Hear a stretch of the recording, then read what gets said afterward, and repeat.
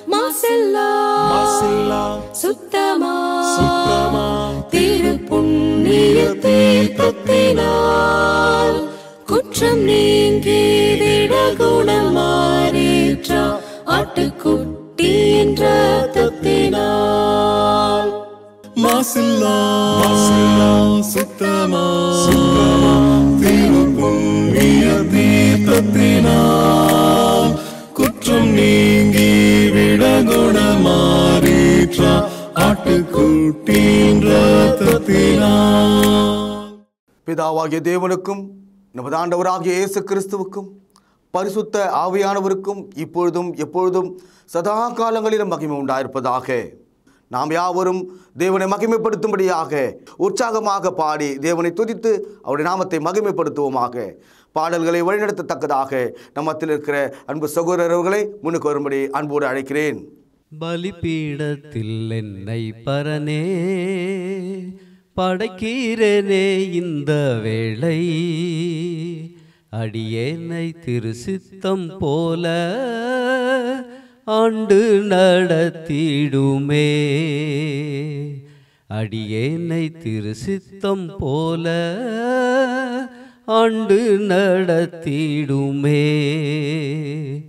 கல்வாரியின் அன்பினையே கண்டு விரைந்தோடி வந்தேன், கழுவும் திரு ரத்தத்தாலே கரை நீங்க இருதயத்தை.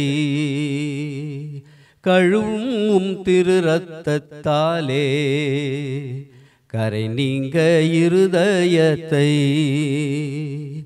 ஆவியோடாத்மா சரீரம் அன்பரே உமக்கென்றும் தந்தேன், ஆலயமாக்கியே இப்போ ஆசீர்வதித்தருளும். கல்வாரியின் அன்பினையே கண்டு விரைந்தோடி வந்தேன், கழுவும் திரு ரத்தத்தாலே கரை நீங்க இருதயத்தை. கழுவும் திரு ரத்தத்தாலே கரை நீங்க இருதயத்தை. சுயம் என்னில் சாம்பலாய் மாற சுத்தாவியே அனல் மூட்டும், ஜெயம் பெற்று மாமிசம் சாக தேவாருள் செய்குவீர். கல்வாரியின் அன்பினையே கண்டு விரைந்தோடி வந்தேன், கழுவும் திரு ரத்தத்தாலே கரை நீங்க இருதயத்தை. கழுவும் திரு ரத்தத்தாலே கரை நீங்க இருதயத்தை. இந்த தொழுகையின் முதல் ஜெபத்தை தேவன சமூகத்துக்கு ஒரு பலி போல ஏறெடுக்கத்தக்கதாக நம்மத்தில் இருக்கிற சகோதரரை அன்போடு அழைக்கிறேன். உன்னதங்கள் மத்தியில் வாசம் செய்யும் நீதியும் பரிசுத்தமும் நிறைந்த பரமபிதாவே, உம்மை தொழுது கொள்ளத்தக்கதாக இந்த நாளுக்காக, இந்த தருணத்தை நீர் கொடுத்ததற்காக உம்மை துதிக்கின்றோம். நல்ல பிதாவே, இப்பொழுது கூட நாங்கள் உள்ளத்தின் ஆழத்திலிருந்து உம்மை துதிக்கவும் பிதாவே, ஆவியோடு உண்மையோடு உம்மை தொழுது கொள்ளவும் நீர் எங்களுக்கு தயவு செய்தரலும். கிருபையின் நிறைந்த பரமபிதாவே, உம்முடைய நன்மைகள் நாங்கள் நினைத்து பார்த்து, நீர் எங்கள் மீது வைத்திருக்கிற அன்பை நினைத்து பார்த்து உம்மை துதிக்க போற்ற எங்களுக்கு தயவு செய்தரலும் தாப்னே. இந்த தொழுகை முழுவதையும் உம்முடைய கரங்களிலே அர்ப்பணிக்கின்றோம். நாங்கள் உம்மீது விசுவாசமாக இருக்க, இயேசு கிறிஸ்து மீது விசுவாசமாக இருக்க எங்களுக்கு கற்றுத்தாரும். இந்த தொழுகையை நீர்தாமே துவக்கு முதல் முடிவரை அங்கீகரித்து ஆசீர்வதிக்க வேண்டுமாய் இயேசு கிறிஸ்து மூலம் நினைப்பிக்கிறோம் நல்ல பரமபிதாவே, ஆமென். பிதா குமாரன் பரிசுத்தாவின் நாமத்திலே உங்களை ஆசீர்வதித்து உலகளாவிய இந்த பொது தொழுகைக்கு வரவேற்கிறதுல மிகவும் மகிழ்ச்சி அடைகிறேன். அன்பும் பாசமும் நிறைந்த சகோதர சகோதரிகளே, 2024 வருஷம் 12வது மாதம் முதலாவது நாளாகிய இந்த டிசம்பர் மாதத்தில் கர்த்தர் நம்மை கொண்டு வந்து சேர்த்தார். 11 மாதங்கள் பெருமூச்சுக்களாலும் அவநம்பிக்கைகளாலும் வியாதியின் கொடூரத்தாலும் குறைவினாலும் குடும்ப சூழலாலும் சல்லடையாக துடைக்கப்பட்ட நாம் அவருடைய கிருபையினால் காக்கப்பட்டோம். நாம் விசுவாசத்திலே தைரியமானோம். நம்முடைய கர்த்தராகிய இயேசு கிறிஸ்துவினுடைய கிருபையினாலே ஆசீர்வதிக்கப்பட்டோம். அன்பு சகோதரர்களே, மழைக்காலம் சென்றது, வசந்த காலம் வந்தது. இந்த நாளிலே நாம் தெரிந்து கொண்ட ஒரு வேத பகுதி பழைய ஏற்பாட்டில் உன்னத பாட்டு 2வது அதிகாரம் 11 முதல் சில வசனங்களை வாசிக்கிறேன், கவனியுங்கள்.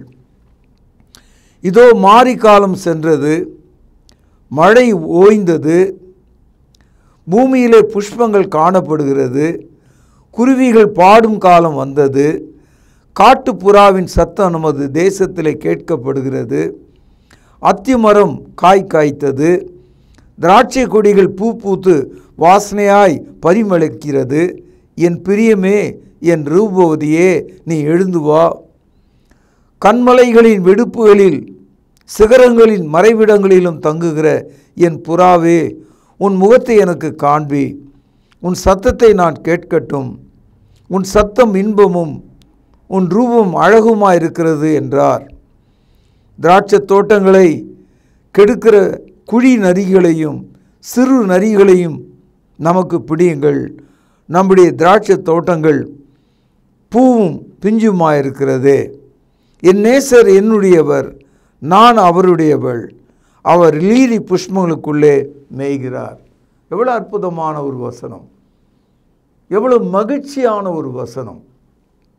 மழை ஓய்ந்தது, வசந்தம் வந்தது, இலைகள் துளிர் விடுகிறது, பூமி செழித்ததனால் பூக்கள் பூக்கிறது,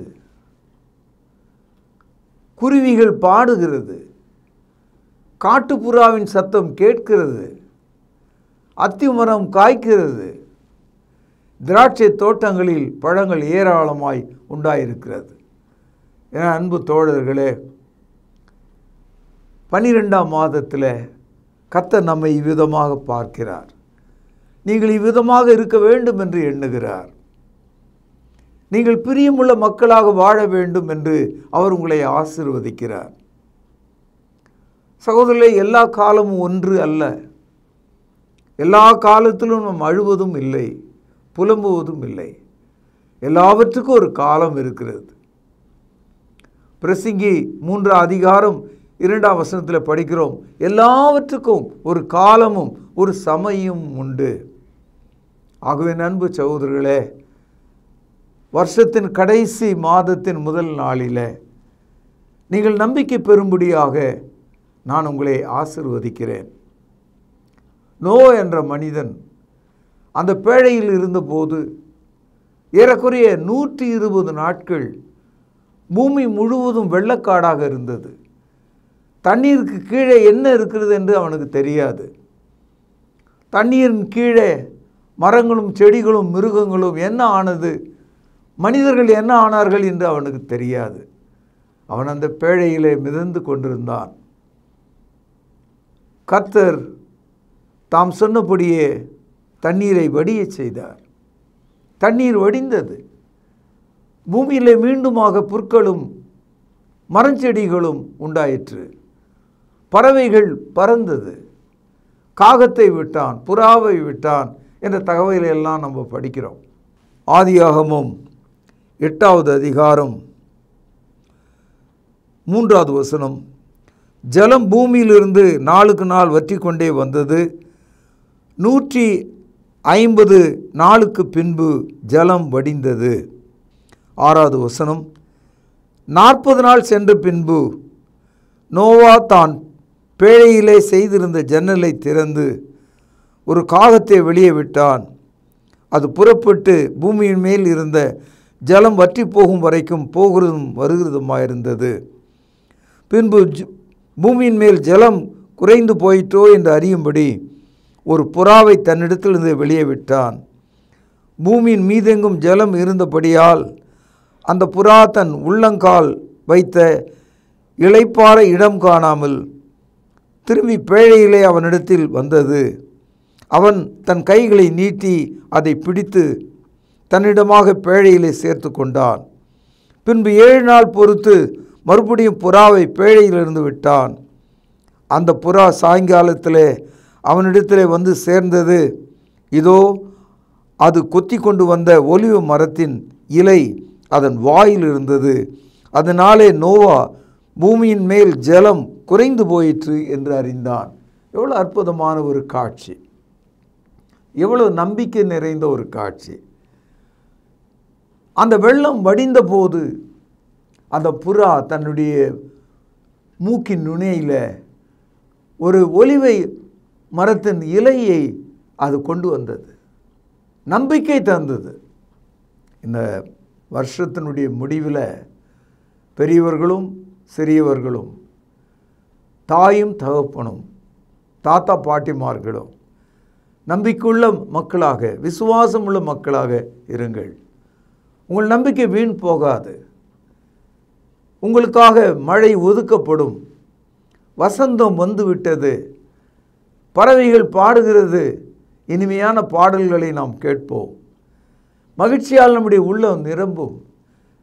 நம்பிக்கை நிறைந்த ஒலிவ மரத்தின் சமாதான இலை ஒன்றை அது மூக்கிலே கொத்தி வந்தது போல உங்களுக்கு சமாதானம் உண்டாகும். சகோதரர்களே, சில பறவைகள் இஸ்ரவேல் நாட்டுக்குள்ளே இருப்பதில்லை. அது வெளிநாடுகளிலிருந்து ஒரு குறிப்பிட்ட காலத்தில் இஸ்ரவேலுக்குள்ளே வந்து போகும். அந்த வகையான ஒரு பறவை தான் காட்டுப்புறா என்பது. நீங்கள் அடிக்க ஒரு முறை இந்த வார்த்தையை கேட்குறீங்க, கிறிஸ்தவர்களாக காட்டுப்புறா என்ற ஒரு வார்த்தையை கேட்குறீங்க. இந்த காட்டுப்புறா இஸ்ரவேல் தேசத்தில் இருக்கிற ஒரு பறவை கிடையாது, வெளியிலேருந்து வரும். ஆனால் எல்லா இஸ்ரவேலருக்கும் தெரியும், எப்பொழுதெல்லாம் காட்டுப்புறா அந்த தேசத்துக்குள்ளே வருதோ அது ஒரு காலத்தை அறிந்திருக்கிறது, ஒரு வசந்த காலத்தை அறிந்திருக்கிறது, மரங்கள் துளிக்கிறதை அறிந்திருக்கிறது, பூக்கள் மலர்ந்திருக்கிறதை அறிகிறது. ஆகவே அது பறந்து வருகிறது. எரேமியா தீர்க்கதரிசன புத்தகம் 8ஆம் அதிகாரம் 7வது வசனம். ஆகாயத்தில் உள்ள நாரை முதலாய், கவனிங்கள், தன் வேலையை அறியும். காட்டுப்புறாவும் கொக்கும் தகவலான் குறியும் தங்கள் வரத்தக்கதான காலத்தை அறியும். என் அன்பு சகோதரர்களே, பறவைகளுக்கு கூட இது என்ன காலம் அப்படின்னு தெரியுதான். அது வர வேண்டிய நேரத்தில் தான் வந்துடும். அது எவ்வளோ இனிமையான ஒரு காட்சி பாருங்கள். இதோ மாரிக்காலம் சென்றது, மழை ஒழிந்தது, பூமியிலே புஷ்பங்கள் காணப்படுகிறது. உலகத்தில் எந்த ஒரு மனிதர்களையும் பார்த்து உங்களுக்கு பிடித்த ஒரு மலரை சொல்லுங்கள். எந்த ஒரு வாலிப பிள்ளையை பார்த்து நீங்கள் மற்றவர்கள் கொடுக்கத்தக்கதான ஒரு பூவை சொல்லுங்கள். நிச்சயமாக சூரியகாந்தியை சொல்ல மாட்டான், சாமந்தியை சொல்ல மாட்டான், எருவாட்சியை சொல்ல மாட்டான், முல்லையை சொல்ல மாட்டான். உலகத்தில் உள்ள எல்லா ஜனங்களும் அவன் எந்த நிறத்தால், எந்த மொழியால், எந்த தேசத்தானாக இருந்தாலும் ஒரு மலரை அவன் சொல்லுகிறான். அது என்ன தெரியுங்களா? ரோஜா மலர். ரோஜா மலரினுடைய அழகும் வாசனையும் விவரிக்க முடியாதது. அதில் இந்த சிவப்பான ரோஜா இயேசு கிறிஸ்துவை ஞாபகப்படுத்துவதாக இருக்கிறது. பாருங்கள், உன்னத பாட்டு 2ஆம் அதிகாரம் 1 வசனம். நான் சாரோனின் ரோஜாவும் பள்ளத்தாக்குகளின் லீலி புஷ்பமாயிருக்கிறேன். Rose of Sharon. என் அன்பு சகோதரர்களே, இயேசு கிறிஸ்துவை உங்கள் வாழ்க்கையில் ஒரு ரோஜாவை போல எப்பொழுது பார்த்தீர்கள்? அவர் உங்களை ரட்சித்த போது, அவர் தமது சொந்த இரத்தத்தினால் உங்களை கழுவின போது, அவர் தமது ஆவியை உங்கள் இருதயத்தில் வைத்த போது, கிறிஸ்து உங்களுக்கு சிவப்பான ரோஜா மலராக, மணமூட்டியாக இருக்கிறார். அவரிடத்திலிருந்து ஜீவ வாசனை நமக்குள் வருகிறது. ஏசாயா 53 அதிகாரம், ஏசாயா 53 அதிகாரம் 4-5 வசனங்கள். மெய்யாகவே அவர் நம்முடைய பாடுகளை ஏற்றுக்கொண்டு நம்முடைய துக்கங்களை சுமந்தார். நாமோ அவர் தேவனால் அடிபட்டு வாதிக்கப்பட்டு சிறுமைப்பட்டவர் என்று எண்ணினோம். நம்முடைய மீறுதல்கள் நிமித்தம் அவர் காயப்பட்டு நம்முடைய அக்கிரமங்கள் நிமித்தம் அவர் நொறுக்கப்பட்டார். நமக்கு சமாதானத்தை உண்டு பண்ணும் ஆக்கினை அவர் மேல் வந்தது, அவருடைய தழும்புகளால் குணமாகிறோம். கல்வாரி சிலுவை தேவன் நமக்கு பூத்து குலுங்கும் சாரோனின் ரோஜாவை காண்பிக்கிறது. இயேசு கிறிஸ்து தலை முதற்கொண்டு கால் மட்டுமாக இரத்தம் சிந்துகிறவராயிருக்கிறார். வாசனை வீசுகிறவராக இருக்கிறார். ரட்சிப்பின் வாசனையை நமக்கு வழங்கக்கூடியவராக இருக்கிறார். இயேசு சாரோனின் ரோஜாவாக இருக்கிறார். நோவா அந்த பேழை விட்டு கீழே இறங்கும்போது கர்த்தர் சொன்ன ஒரு வார்த்தை, இந்த மாதத்தின் முதல் நாளில் உங்களுக்கு நான் சொல்லும் வார்த்தையாக வாக்குத்தத்தமாக இருக்கட்டும். ஆதியாகமம் 8 அதிகாரம் 22 வசனம் பாருங்கள். பூமி உள்ள நாளளவும் விதைப்பும் அறுப்பும், சீதளமும் உஷ்ணமும், கோடை காலமும் மாரி காலமும், பகலும் இரவும், கவனிங்கள், ஒழிந்து போவதில்லை என்று தம்முடைய உள்ளத்திலே சொன்னார். பரிசுத்த ஆவியானவர் தேவன் தமது மனதிலே என்ன சொன்னார் என்பதை நமக்கு எழுத்து வடிவிலே இங்கே தந்திருக்கிறார். நோவா பேழை விட்டு இறங்கி ஒரு பலிபீடத்தை கட்டி அவன் பலி செலுத்திய போது அதை நுகர்ந்து அந்த பலியை ஏற்றுக்கொண்ட தேவன் தன்னுடைய உள்ளத்தில் நோவாவுக்கும் அவனுடைய குடும்பத்துக்கும் என்ன செய்ய போகிறார் என்று சொல்கிறார். இந்த பூமி எவ்விதமாக அழகாக இருக்க போகிறது என்று சொல்கிறார். சாரோனின் ரோஜா நம்முடைய வாழ்க்கையை எவ்விதமாக மாற்றுகிறார் என்று சொல்கிறார்.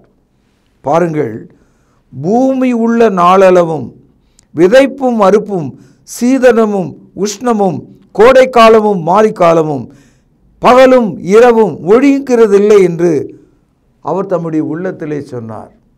இந்த வாக்குறுதி இந்த நாளில் உங்களுக்கு சொந்தமாக இருக்கட்டும். அதாவது டோட்டல் டிசப்பாயின்மெண்ட், எல்லாம் போனது முடிந்தது என்ற வாழ்க்கையை விட்டுவிட்டு 12ஆம் மாதம் முதல் நாளில் உங்களுக்காக பூமி ஆயத்தமாக இருக்கிறது. மீண்டும் பூமியிலே பூக்கள் பூக்கிறது, காட்டுப்புறாவின் சத்தம் கேட்கிறது, உங்கள் தேவைகளை சந்திக்கும்படி அத்தி மரங்களில் கனிகள் உண்டாகிறது, உங்களை ஆசீர்வதிக்கும்படி உங்கள் தேவைகளை தேவன் சந்திப்பதாக வாக்களிக்கிறார். அன்பு சகோதரர்களே, நீங்கள் ஒன்று செய்ய வேண்டும்.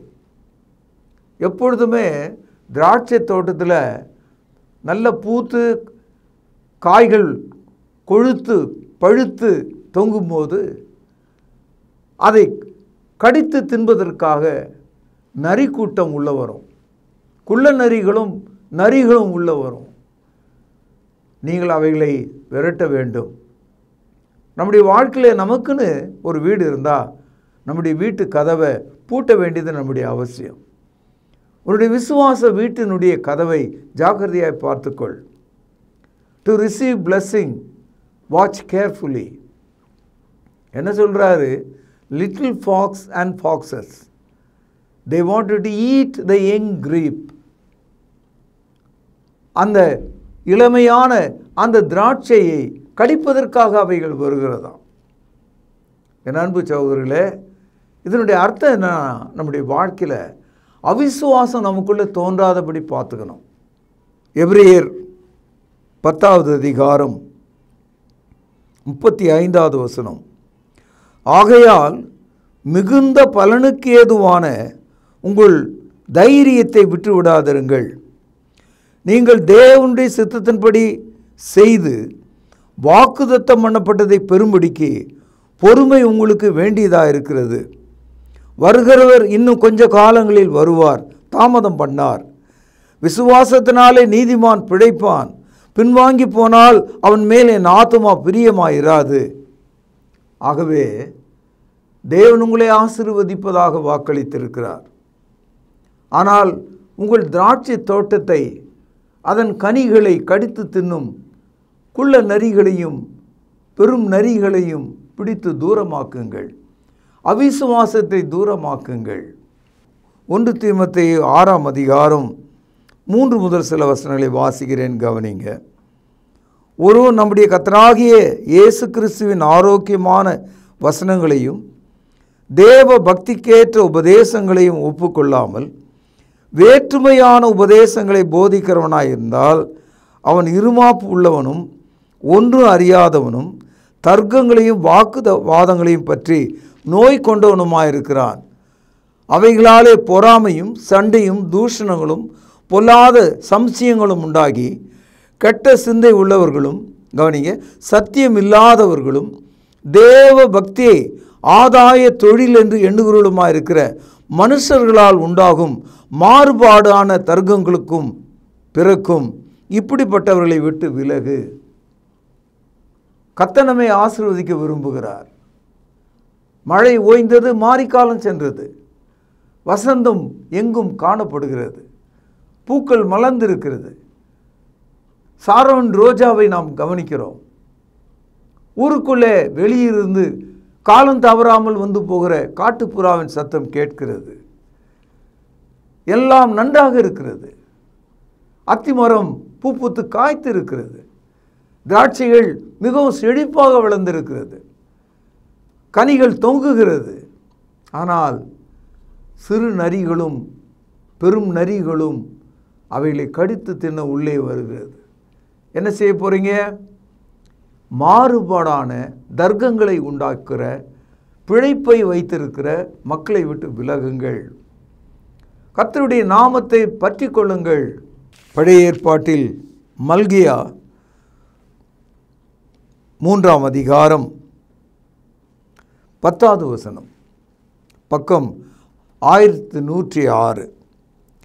என் ஆலயத்தில் ஆகாரம் உண்டாயிருக்கும்படி தசம பாகங்களை எல்லாம் பண்டக சாலையிலே கொண்டு வாருங்கள்.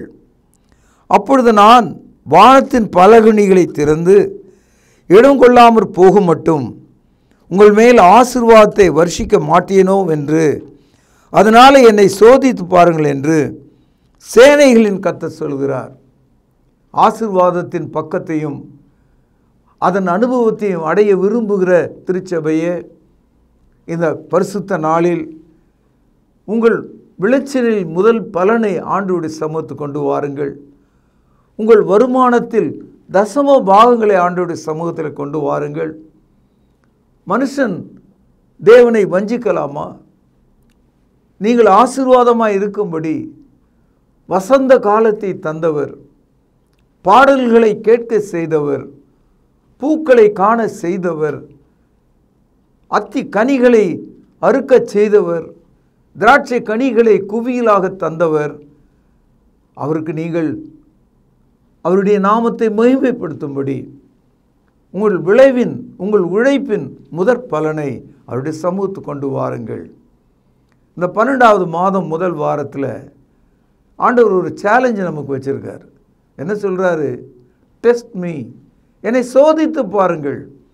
நான் வானத்தின் பலகணிகளை திறந்து நான் உங்களை ஆசீர்வதிக்க மாட்டேனோ என்று நீங்கள் சோதித்து பாருங்கள்.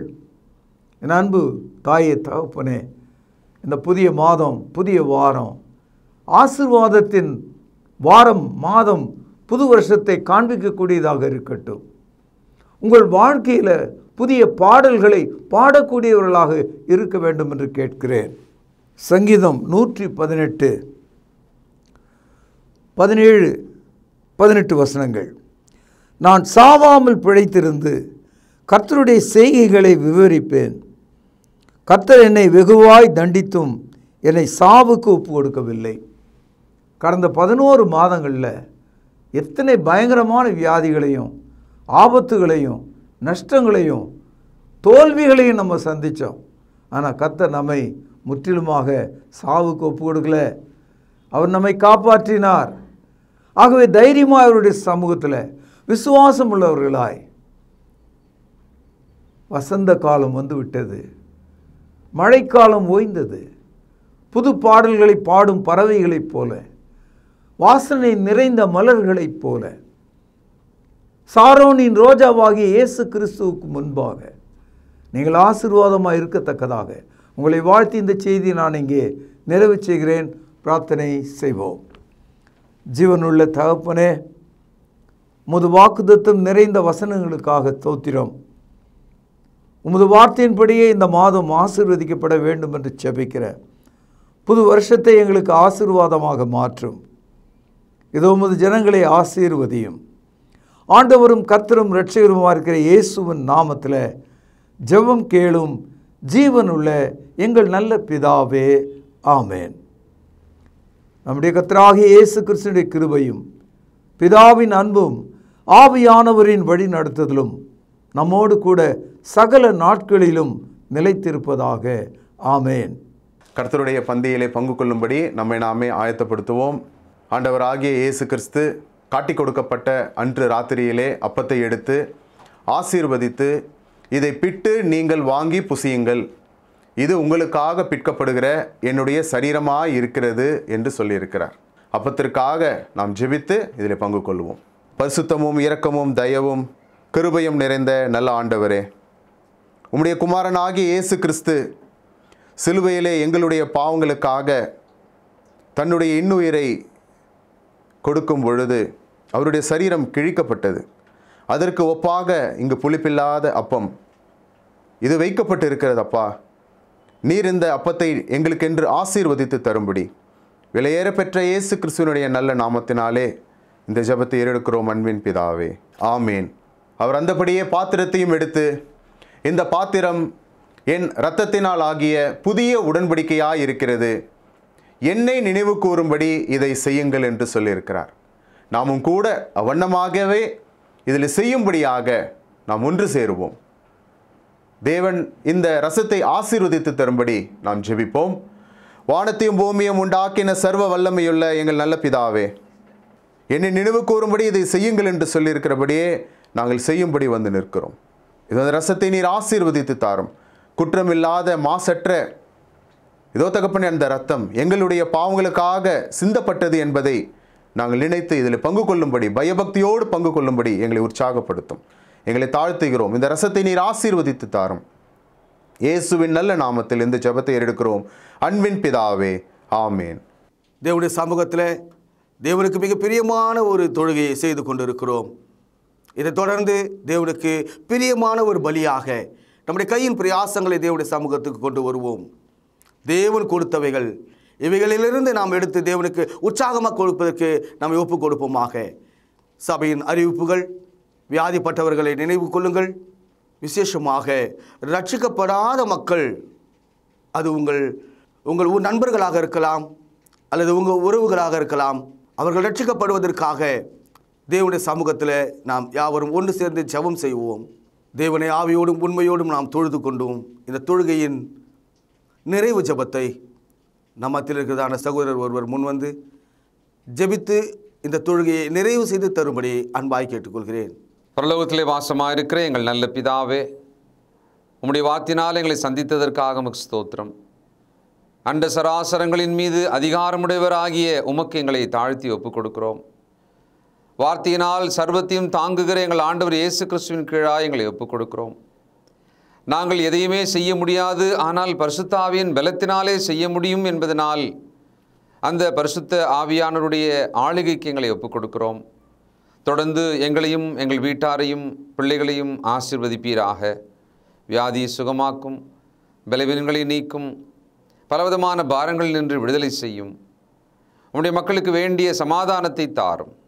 ஆண்டவர் இயேசு கிறிஸ்துவின் மூலமாகவே நாங்கள் பிழைக்கிறோம், அவருடைய கிருபையினால் வாழுகிறோம். உம்மையை கனப்படுத்தி ஸ்தோத்திரித்து ஆண்டவரும் இரட்சகரும் ஆகிய இயேசு கிறிஸ்துவின் புண்ணிய நாமத்தில் துதித்து ஜெபிக்கிறோம் நல்ல பிதாவே, ஆமென்.